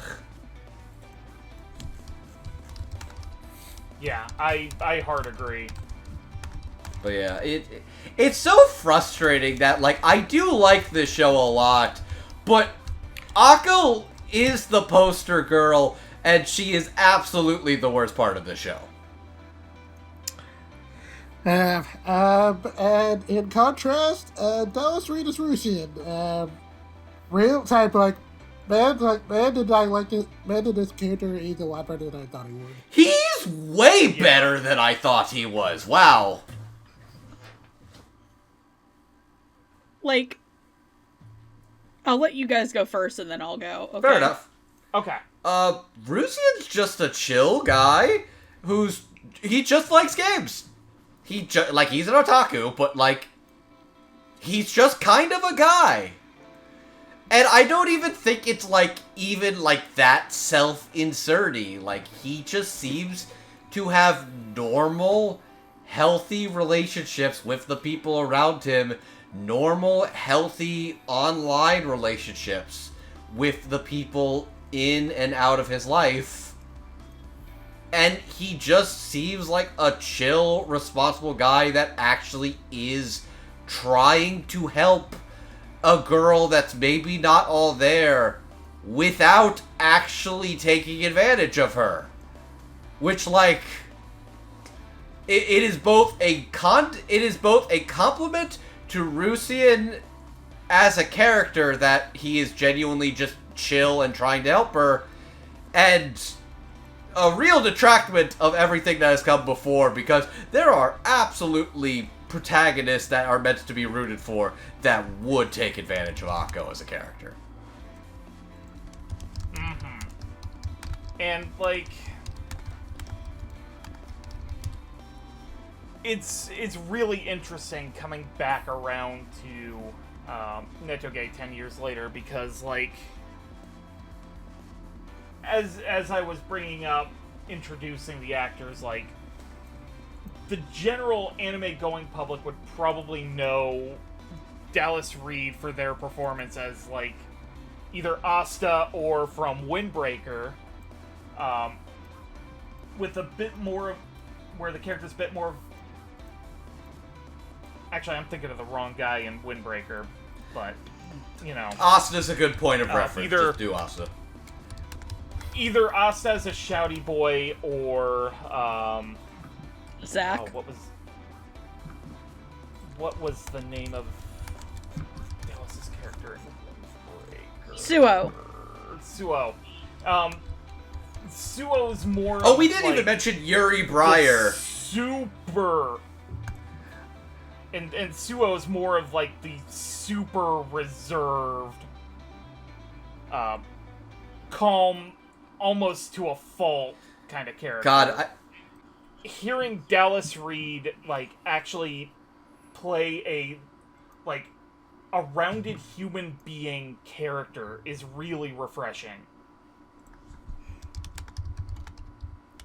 As an aside, I was just going to mention the fact that another one you could have pulled for Dallas Reed is that they play Yuri Breyer in Spy Family, who is the Akko equivalent to Spy Family when you think about it. Yeah. Him and Fiona should fuck. Oh, they absolutely should just hate fuck and get it out of their systems. It would do them both immense worlds of good. Oh, actually, you know what? Okay, where are you going with this? It's a completely different aside to Spy Family, but, like, looking at Dallas's filmography, like, I forgot they played Yasusada, and that's a good reference point, in my opinion. I'm right here, honey. You could have asked. I was gonna say, you literally have, like, with, like, the foam finger #1 token Ranbu Hanamaru dub stand here, and it's, like, right next to you. She was #1. Yeah. Oh, go ahead. I gotta say this, though, because, like, listen, I think I actually gave Trina a dubby when this was airing, back when I could give unlimited dubbies like a fucking psychopath, when there was no rules, just no rules, just vibes. Basically when it was like the Outback Steakhouse of award shows. we're at least now like a Crispers or something, or like a Cheddar's. I don't know what's a like. We're not Outback, but you know, we're not like a Michelin star. We're like in that in between. Like, I don't know what that puts us at. Like, I don't know, like a Bahama Breeze. I don't fucking know. It's like that local steakhouse you go to that's like not quite the Michelin star, but like I'd like to think we're the New Jersey. We're at like the Korean. Let's say, at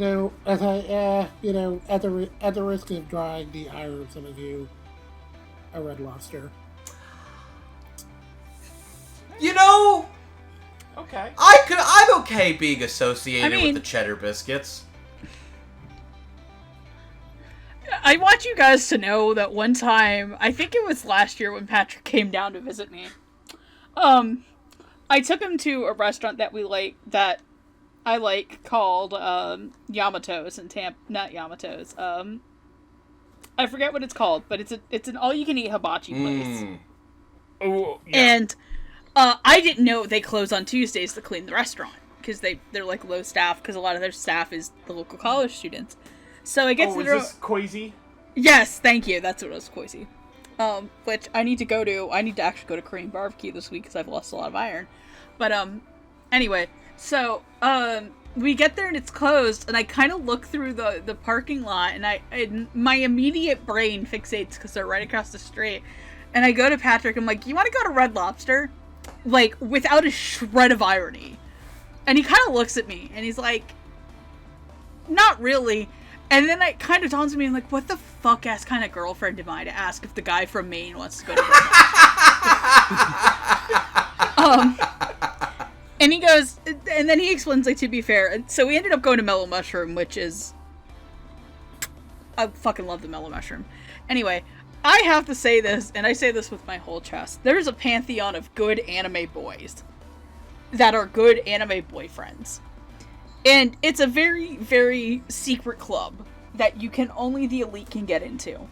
Like, there's like, on this like elite club so far, I have the dude from Rent a Girlfriend, Rentaro. I've got Wakana Gojo from My Dress Up Darling. Okay, hang on. Megan? Megan? Did I say that? Oh, Megan, no. You just said the guy from Rent a Girlfriend, Rentaro, is in the Good Boyfriends Club. Did I say the show too? Megan. Megan. Have I done... Did I do a fucky wucky? You did the biggest fucky wucky.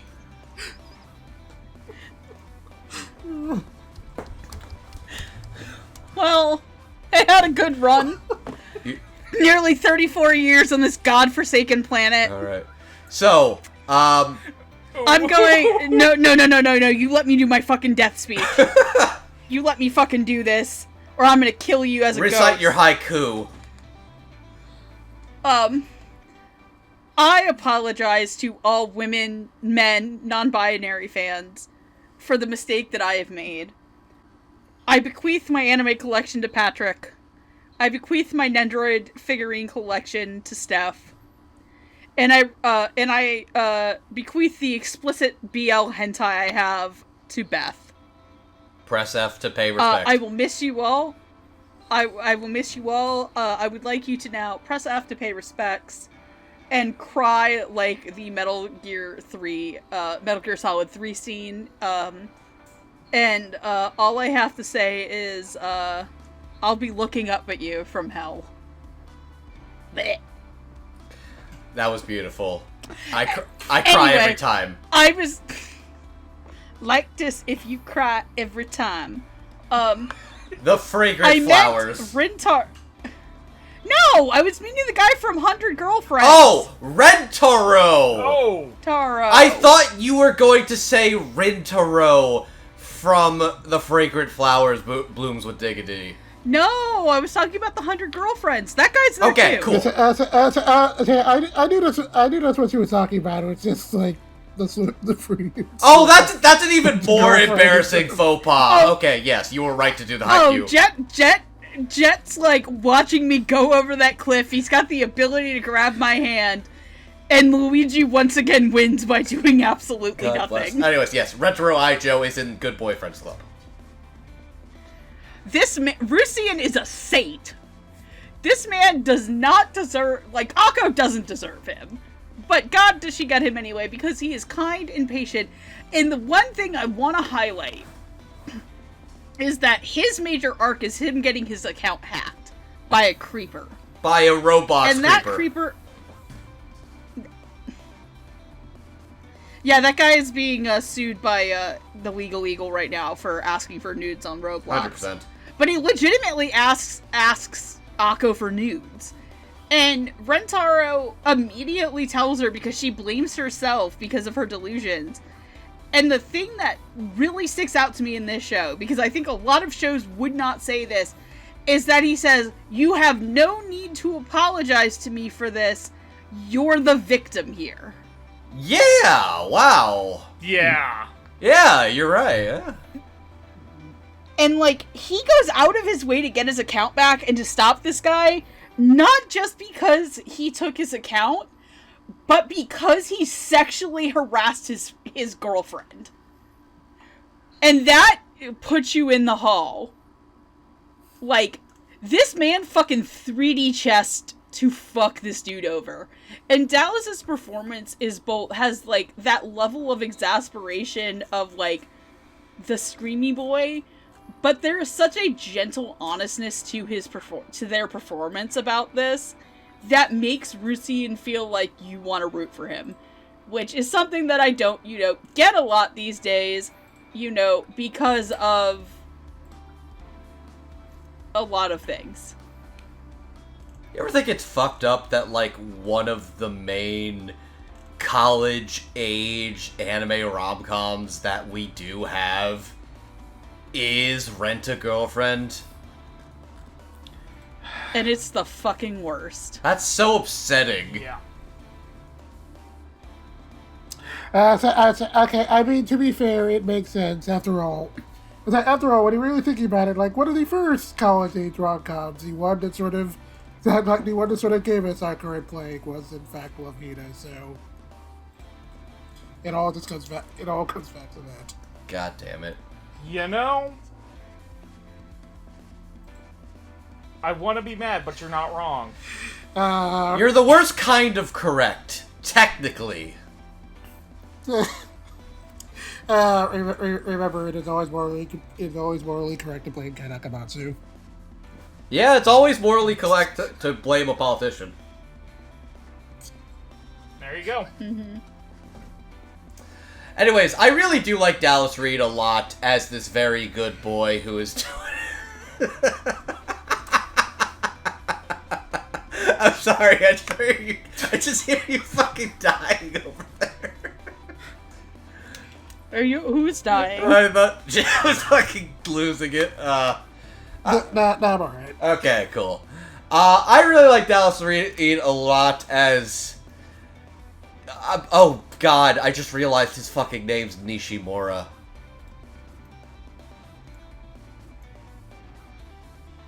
Yes. Who is Akko played by? Trina Nishimura. Yes, she's Japanese. I know, it just hit me that's the same last name. I was like, that's funny. Yeah, I really like Dallas a lot as Rusian. He's a good lad. He games good. He's like a normal chill gamer. It's... Okay, how do I explain this? Okay, I'm gonna go somewhere a little weird with this, but hear me out on this. Friends, are you familiar with the fork in the road brony pipeline? Yes. Oh, where you either become trans or a Nazi?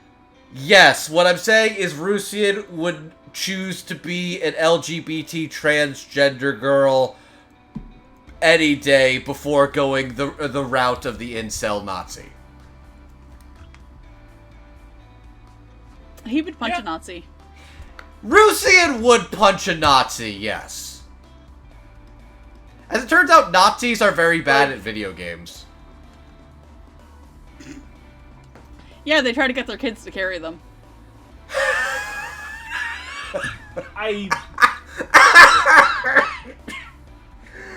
Oh, God, fucking hell. Yeah, this is... I unironically love the fact that this episode was sort of established to exorcise the demon of "and you thought there was never a girl online" in my mind, and at the end of the day, we're coming back and like, Nishimura's a bro. Nishimura's a dude! He's a chill dude! I'd game with this guy. I'd watch Discord movies in like the middle of the night with this guy.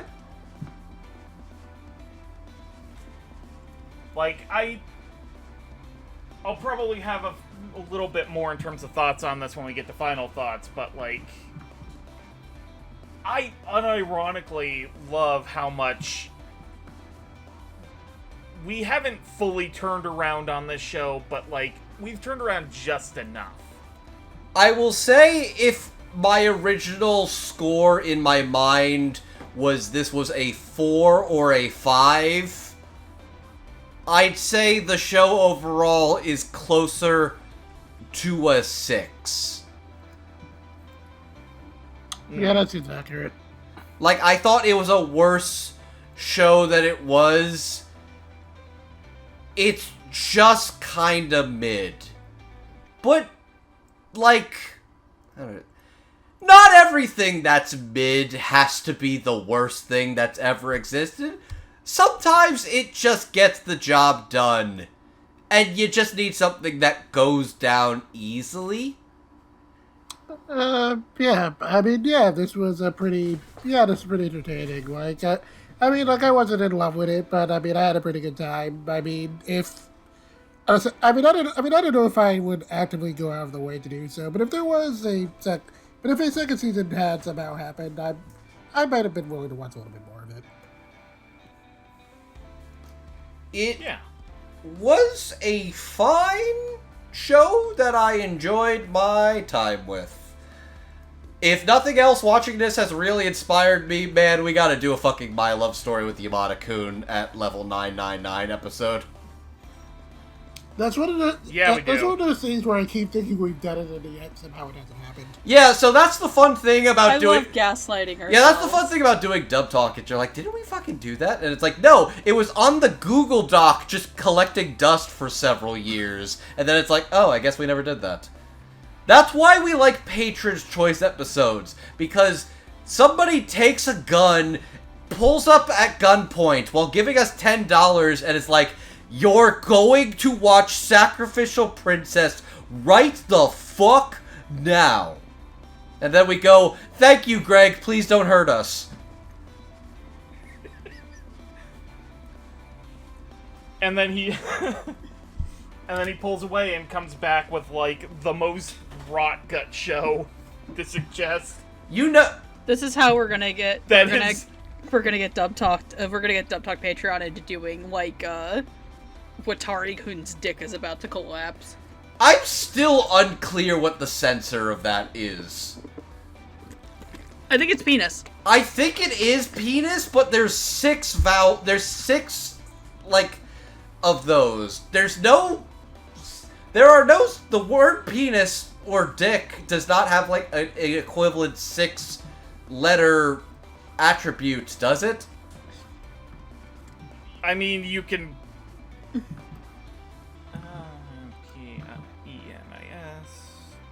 P-I-C-K-W-I-L-L-Y. We could just say Willy. Watari's Willy is a Okay, gimmick you know what? I can There buy we go. Willy. Okay. Willy's only 5. No, Willy is 6. W-I-L-L-Y. That's 5. If you do it W-I-L-L-I-E, you could get away with it. Oh shit, that is 5. Okay, hold on. Oh, we're okay. I think we need to wrap this up. I think I will wrap this up with my final thoughts, and that this dub carries a lot of this show for me. It's it is a bit of the thing of its time, but I think it's got a really good foundation of actors in it. That is, if you showed somebody this stuff now, they're like, holy shit, this is an all-star cast. But if you, like, were 10 years ago, like, who the fuck are these people? I think, to me, the thing that the dub excels at is really the comedy aspects, and everybody's performances are great. Especially Mallory and Monica, to me. They're obviously my 2 favorite characters. I would definitely say this show is... I'd honestly give it, like, a solid 7. If you took out the excessive yandere stuff and toned down the fan service. / B, if the fan service was more aimed at the fucking teacher. She's an adult. But other than that, I actually had a surprisingly good time watching this. Which is saying a lot, because I used to kind of hate this show, so... Surprise, people, I can like a horny thing. You too can sometimes eat a cheeseburger at, like, midnight and go, yeah, no, this is what I needed right now. Unless it's Whataburger, that shit sucks. Alright, I think yeah. we've now been excommunicated from the state of Texas. But yeah, I guess sometimes time really does change things. Like, I don't remember if I necessarily like hated this show the first time I watched it, but I do. But I do recall having a pretty negative opinion of it, and just sort of holding on to that for the past decade or so. So just kind of coming back to this and being like.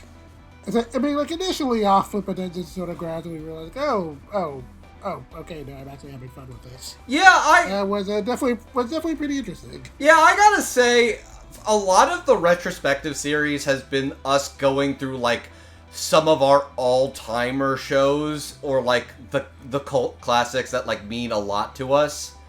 I'm kind of glad we picked one which was just, like, the name that shall not be spoken, because the memory of it lingered longer than the show. So it was kind of nice to go back to something that was just, we thought was kind of bad, and then it wasn't bad, it was actually kind of alright. But, like, not offensively alright, not boring alright, but, like, a genuinely alright. I had a good time with it. And there's some well thought out, like, online MMO gamer lingo stuff, social dynamics, character development, some emotional arcs that I actually vibed with. And then there's just Akko over there, and it's like, oh, okay. That's why legitimately revisiting Netoge has been so interesting. It really is better and worse than I remembered. But I will leave this episode going, oh, Netoge was that shit show, I hated that show, fuck that bitch Akko too. Oh, I actually quite liked, you know what, that show was alright, I had a good time with it. But also, fuck Akko, yeah, she really is as bad as I remembered. Had a good time with this dub, really, really glad we could finally revisit this, and I could finally finish this. I couldn't believe I never finished this. I was like, I must have finished this, right? But it's like, nope. Never saw that last arc. So thanks for giving me one to finally finish, Patrick. Hey, no big thing. Yeah,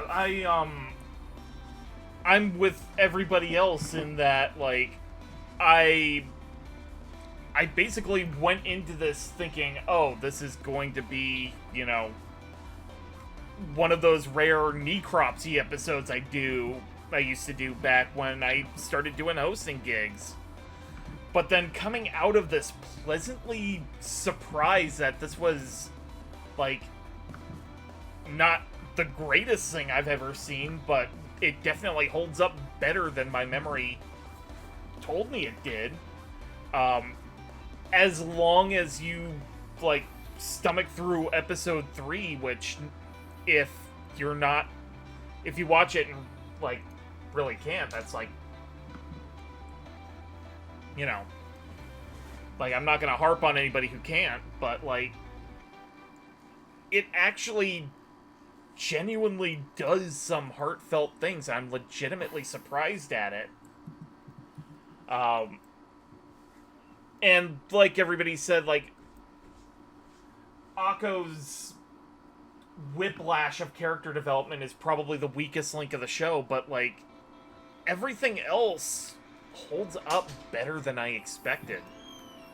I would actually put this at, like, a solid 7.5. Wow. That is way higher than I expected from somebody who effectively did this show basically going in with a crucifix and a prayer.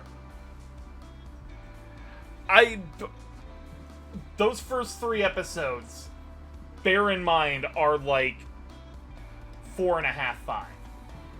Like, that was probably one of the worst first impressions I've ever had with an anime for this show.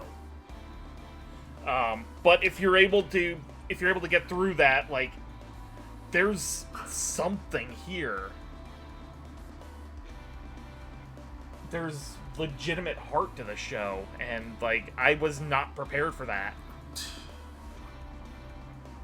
Now, if you were perhaps interested in giving Netoge a try, the Blu-rays are still relatively available through retailers. I think recently, like, the Crunchyroll store was, like, the last store to have the limited edition, and those sold out. But the Essentials version should still be available in a couple places. It's also readily available on Crunchyroll. Probably still up on, like, Hulu. So there are some places to still find it. And if you'd like to see what we're up to, we have our YouTube page, youtube.com/dubtalkpodcast. We also have a couple audio-only feeds via sound. Spotify, Apple Podcasts, and Podbean. Yeah. If you wanted to contribute financially to the show, we have a Ko-fi account where you can do a one-time donation. But we also have a Patreon where you can do a more regular donation, and at the $10 tier, every 3 months we do sort of a you get to pick a show to nominate for us to do, and then we'll hold an open vote, and then we do whatever you guys pick. And then we also shout out our patrons at the end of each episode. So at the $5 tier, we have Bright Eyes 505, Quinoa Soup, Marissa Lenti, Megan's Mom and Dad, and Michelle Travis. And at our $10 tier, we have Anthony Brown, Carly Lessicow, Julia W., Pika Greg, and Shoulder.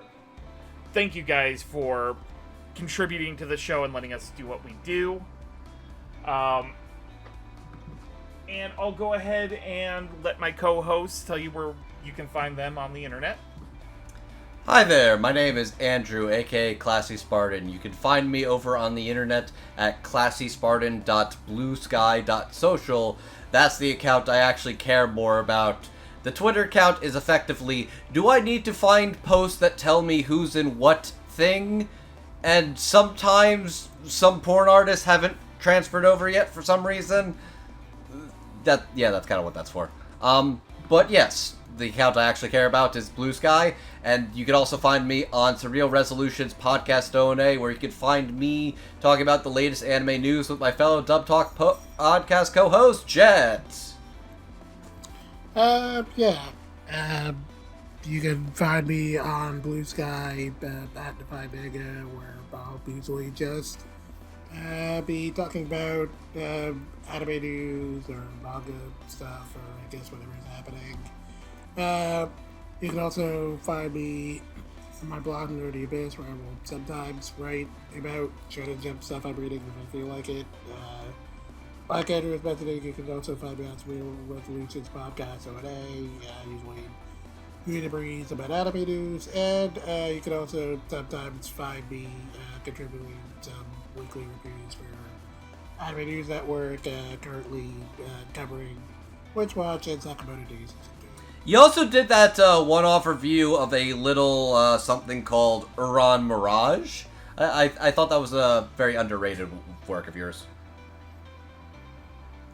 That's underrated. What are you talking about? Uran Mirage is that. How dare you insult the greatest anime ever made? We're on like episode 150 of Veron Mirage. What are you talking about, Andrew? Bless. Oh, I can't wait to. We need to get that Dub Talk episode off the ground for Veron Mirage. We've been talking about. It's got a few episodes left of this current arc. We'll figure something out with that soon. I'm Megan. You can follow me at Queen Era on Blue Sky. That's about the only place you can find me social media wise. I am obviously palling around in Final Fantasy XIV, and I have a crippling addiction to League of Legends. So you can tell me what the more toxic trait is. Oh, is it? Yeah, I'm done. You can go. Okay. Yeah, I'm Patrick, aka Roots Justice. You can find me squatting on a Twitter account or, like, legitimately on Blue Sky at Roots of Justice, where I mainly retweet cute animal pics, talk general fandom stuff. It's a good time. I'm once again hoping to get back on writing for the blog I have set up. So, I'll update when I actually start doing that again. And at the end of each episode, I tend to like to do a Patrick's Cool Thing of the Day, where I talk about a cool thing today. And for this one, I'm actually going to go with, it's a movie I didn't expect to like, just because it felt like a lot of what the director tends to already do. And that is Wes Anderson's The Phoenician Scheme. I don't know. Michael Cera's just delightful in it, and Benicio del Toro. It's an absolute fun time. You can catch it on Peacock. Do so. It's worth your time. It's weird to the point I can't really explain it very well, but go see it. It is quirky in the most affectionate of ways. In the most Wes Anderson of ways, yeah. Yeah, but with that, I think we can call this episode a wrap. Alright. It's time to log off. I gotta say, I gotta work in the morning. I can't just be gaming all night, guys. And it's time for me to stick the spell seals back on the, spell seals and talismans back on the Netoge box. Okay. Which, fun fact, I actually own, like, 2 copies of that show. I'm gonna be honest, I think it's very funny how much you have hated this show for years, but you have financially supported it more than most fans. Yeah. It's always been one of those, at some point, I'll get back to it to exercise it, and this gave me an opportunity. Which, thank you guys for joining me for this. Oh no, thanks for having us. No This problem. was a ton of fun. And a fascinating experiment and conversation. I had a good time with this one. Yeah. Yeah, this was a fun conversation. Hope all you listeners are having a good night out there. Yeah, Otaku on that demo. God, a Netoge in 2025 would be so cursed with the modern day lingo. Oh, God. Alright, well, it's time to go cyber myself raw in Final Fantasy XIV. Damn right! Good night, everybody. Good night, all. Alright, And Otaku on. And